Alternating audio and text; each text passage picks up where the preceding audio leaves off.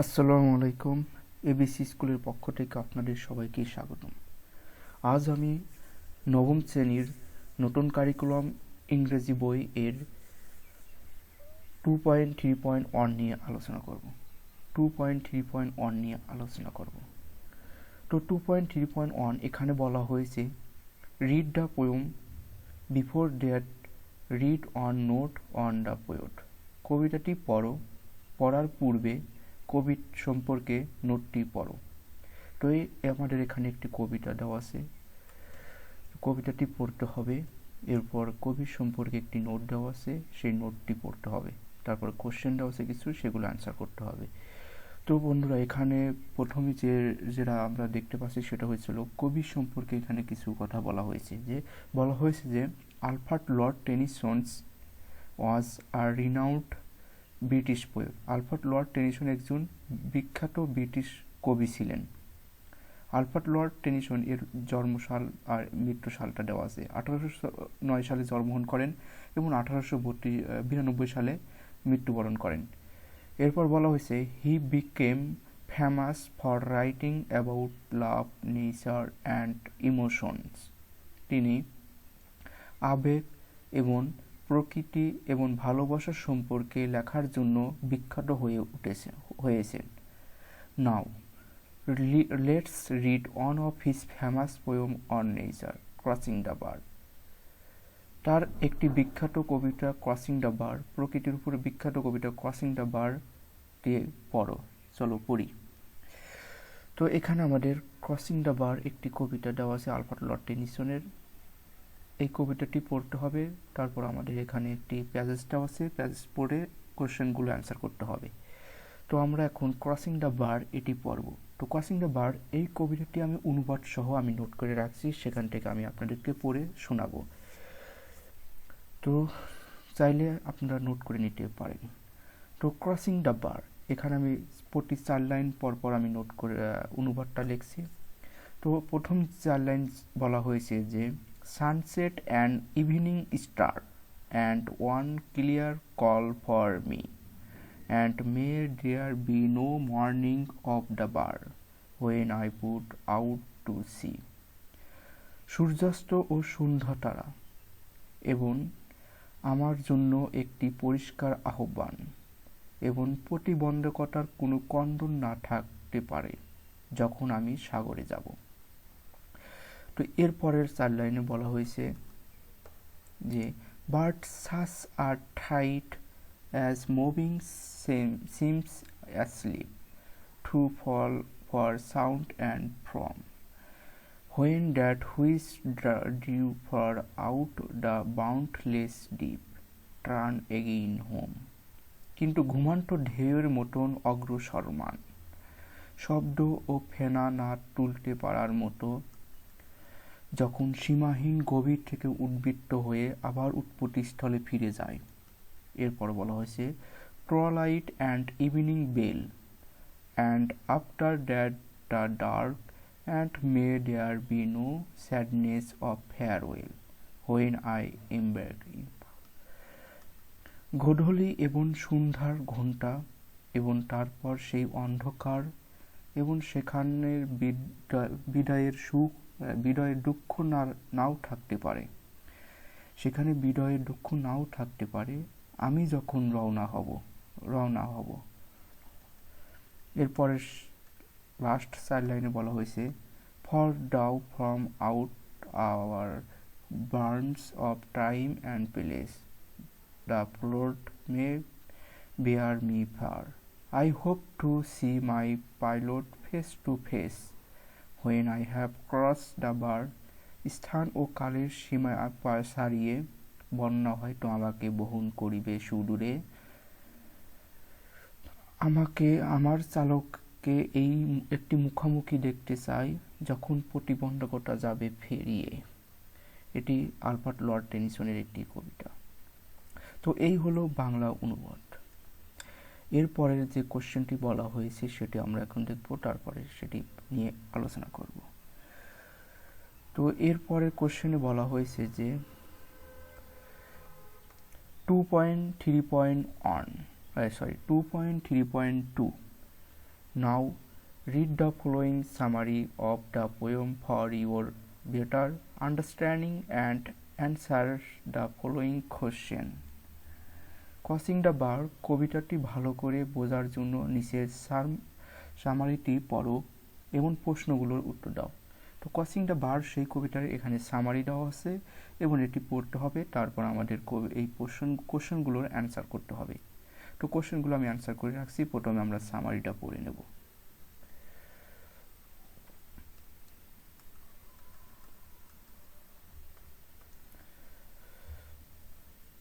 তো এখানে সামারিতে বলা হয়েছে, ইন দ্য পোয়েম কবিতায় the poet talks about death and the journey into the after life. এখানে বলা হয়েছে যে কবিতায় কবি মৃত্যু এবং পরকালের যাত্রার কথা বলেছেন। কবিতায় কবি মৃত্যুর আফটার লাইফ মানে মৃত্যু পরকালের এবং মৃত্যুর যাত্রার কথা বলা হয়েছে।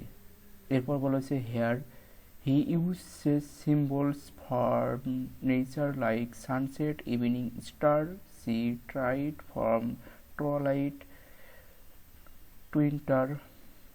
Twitter, evening bell and flood to explain his feelings and ideas. তো এখানে তিনি ব্যাখ্যা করার জন্য সূর্যাস্ত, সন্ধ্যা, তার সমুদ্র জোয়ার, ফেলাপ, গূর্ধনি, সন্ধ্যার ঘণ্টা এবং বন্যার মতো প্রকৃতির প্রতীকগুলো ব্যবহার করেন। Beside if you read carefully, তাছাড়াও মনোযোগ দিয়ে পড়লে বোঝা যায়, you can understand that like others the poet also expresses his desire to cross the bar between life and death without sorrowful farewells. অন্যদিকের মতো কবির দুঃখের বিদায় ছাড়াও জীবনের মৃত্যুর মধ্যে সীমা অতিক্রম করার ইচ্ছা প্রকাশ করেছেন।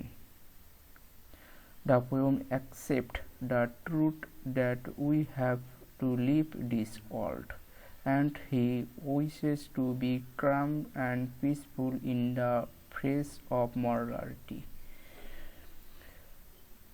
আমাদের এই পৃথিবী ছেড়ে চলে যেতে হবে এই সত্য কবিতাটি গ্রহণ করে এবং তিনি মরণশীলের মুখোমুখি হয়ে শান্ত এবং শান্তিতে থাকতে চান। তো এই হলো সামারি। মূলত কবিতাটি আমাদের বর্তমান জীবন থেকে মৃত্যুর পরে পরবর্তী কাল যে একটি জার্নি, সেই জার্নি সম্পর্কে, যে যাত্রা সম্পর্কে নিয়েই এই কবিতাটি লেখা হয়েছে। এখানে কবিতাটি বোঝানোর ক্ষেত্রে বেশ কিছু সিম্বল ব্যবহার করেছেন, সানসেট, ইভিনিং স্টার, সি ট্রাইড ফ্রম, তারপর টুয়ালাইট, ইভিনিং বেল, টুইন্টার মানে গুঢলি, এসব সিম্বলগুলো ব্যবহার করছে কবিতাটি আকর্ষণীয় করে তোলার জন্য। তো এরপরে আমাদের যে কোশ্চেনটি আছে সেই কোশ্চেনগুলো আমরা এখন অ্যান্সার করব। প্রথম যে কোশ্চেনটি সেটা হয়েছিল, বলা হয়েছে what is the poem about, কবিতাটি কি সম্পর্কে। এখানে কবিতাটি কি সম্পর্কে, অ্যান্সার আমরা বলতে পারি crossing the bar is about death. Crossing the bar হলো মৃত্যু সম্পর্কে, মানে কবিতাটি হচ্ছে মৃত্যু সম্পর্কে। তারপর বলা হচ্ছে the narrator state proves that he does not want people to mourn to or be sorrowful about his situation. বর্ণনাকারী দুবার বলেছেন যে তিনি চান না যে লোকেরা তার পরিস্থিতি নিয়ে কাঁদুক অথবা দুঃখিত হোক। The poem uses the metaphor of a voyage at sea to describe the journey from life to death. জীবন থেকে মৃত্যু পর্যন্ত যাত্রা বর্ণনা করতে কবিতাটি সমুদ্র যাত্রার রূপক ব্যবহার করেছেন। এরপর বলা হয়েছে দ্বিতীয় question, have you found any symbols in the poem? If yes, what are those? কবিতায় কোনো প্রতীক খুঁজে পেয়েছো? যদি হ্যাঁ, সেগুলো কি? Answer, yes, I have found symbols in the poem Those are sunset, bark, dark, water, etc. এদের সিম্বলগুলো আছে, এগুলো দিলেও হবে। উপরে উদ্দীপকে যে আমরা দেখেছি সিম্বলগুলো, সেগুলো দিলেও হবে এখানে। তো এখানে বলা হয়েছে, হ্যাঁ আমি কবিতায় প্রতীক খুঁজে পেয়েছি, সেগুলো হলো সূর্যাস্ত, বার, অন্ধকার, জল ইত্যাদি। What do the symbols sunset and evening and clear call means in the poem? C number কোশ্চেনে বলা হয়েছে যে কবিতায় সূর্যাস্ত ও সন্ধ্যা এবং স্পষ্ট আহ্বান চিহ্নগুলো অর্থ কী? In the poem crossing the bar, কবিতায় Tennyson's offers an extended metaphor for death. His first line. Tennyson মৃত্যুর জন্য একটি বর্ণিত রূপক প্রস্তাব করেন। His first line, তার প্রথম লাইনে sunset and evening star symbolizes death and the hope of a new life after death as the evening star that rise with the sunset. সূর্যাস্ত এবং তার সন্ধ্যা তারা মৃত্যু এবং মৃত্যুর পরের একটি নতুন জীবনের আশার প্রতীক হিসাবে সন্ধ্যা তারা যে সূর্যাস্তের সাথে উদিত হয়। ইন টু সেকেন্ড লাইনে দ্য স্পিকার হেয়ার্স, এখানে বলেছেন on clear call the speaker sunset that his time has come and the ট্রাইড or that this is marked by a call that God will pray later in the poem, as if God is beckoning the speaker back to heaven. দ্বিতীয় লাইনে কবি বলেছেন speaker একটি স্পষ্ট করে বলেছেন যে স্পিকার শুনতে পান, বক্তা অনুভব করেন যে তার সময় এসেছে, এবং ধারণাটি যে এটি একটি কল দ্বারা চিহ্নিত করা হয়েছে, যেটি ঈশ্বর কবিতায় পরে বাজাবেন এবং যেন ঈশ্বর বক্তাকে স্বর্গে ফিরিয়ে যাওয়ার ইশারা দিচ্ছেন। এরপর বলা হয়েছে D number question,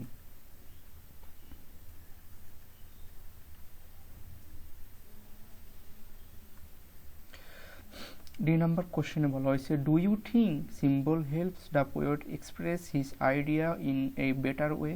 if yes, explain with an example. তুমি কি মনে করো যে প্রতীকগুলো কবিকে তার ভাবনাগুলো আরও ভালোভাবে প্রকাশ করতে সাহায্য করে? যদি হ্যাঁ, তাহলে একটি উদাহরণ দিয়ে ব্যাখ্যা করো। তো answer, Tennyson has used a number of symbols in the poem Crossing the Bar to enrich the poem and reveal the signification and deeper meaning of life and death. Tennyson কবিতায় সমৃদ্ধ করতে জীবন, মৃত্যু, তাৎপর্য এবং গভীর অর্থ প্রকাশ করতে ক্রসিং দ্য বার কবিতায় বেশ কয়েকটি প্রতীক ব্যবহার করেছেন। In the third line, the speaker symbolise the dark which will follow sunset. তৃতীয় স্ট্যান্জায় বা তৃতীয় লাইনে বক্তা অন্ধকারের প্রতীক যা সূর্যাস্তর পর হবে বা সূর্যাস্তর পর উদিত হয়েছে, সেই অন্ধকার প্রতীকটি ব্যবহার করেছেন। The dark here is a symbol of death and implies that the speaker expect death to be perhaps something like a void. এখানে অন্ধকার হলো মৃত্যুর প্রতীক এবং ইঙ্গিত করে যে বক্তা মৃত্যুর আশা করেন, সম্ভবত এটি শূন্যতার মধ্যেই কিছু। তো এই ছিল কোশ্চেনগুলোর অ্যান্সার।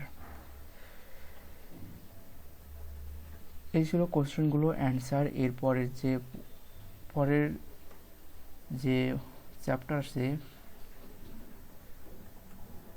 পরের চ্যাপ্টার বলা হয়েছে যে read the poem 2.3.3 read the poem before that read the note on the poet। কবিতাটি পড়ো এবং পড়ার পূর্বে এক কবি সম্পর্কে নোটটি পড়ো। মানে কবিতাটি আবার পড়তে বলছে, পড়ার পর কবি সম্পর্কে এখানে একটি নোট দেওয়া আছে, সেই নোটটি পড়তে বলেছে। তো সেই নোটটি আমরা এখন পড়ব।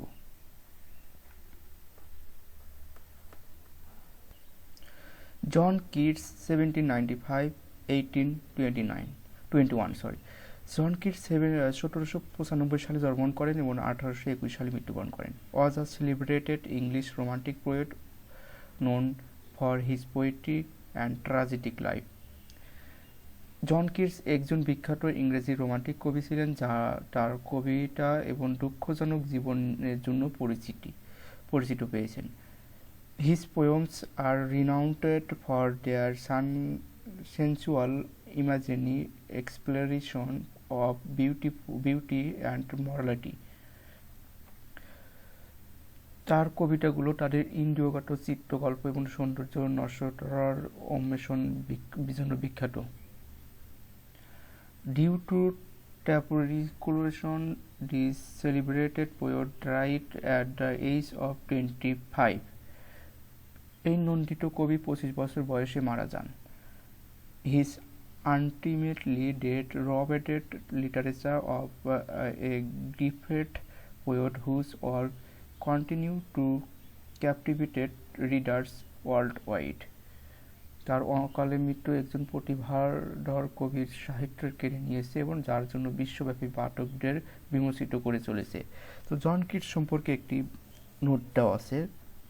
জন কিটস একজন বিখ্যাত কবি ছিলেন, রোমান্টিক কবি ছিলেন। সে 25 বছর বয়সে মারা যায় এবং তিনি তার কবিতাগুলো বেশ কিছু ইমাজিরি মাধ্যমে সে কবিতা লিখেছেন এবং তার কবিতাগুলো অনেক বিখ্যাত। এবং নিচে তার একটি কবিতা দেওয়া আছে, সেই কবিতাটি আমাদের পড়তে হবে। তো এই জন কিটসের এই কবিতাটি আমরা ইনশাআল্লাহ এর পরবর্তী ক্লাসে পড়ব, যেহেতু ক্লাসটি বড় হয়ে যাচ্ছে।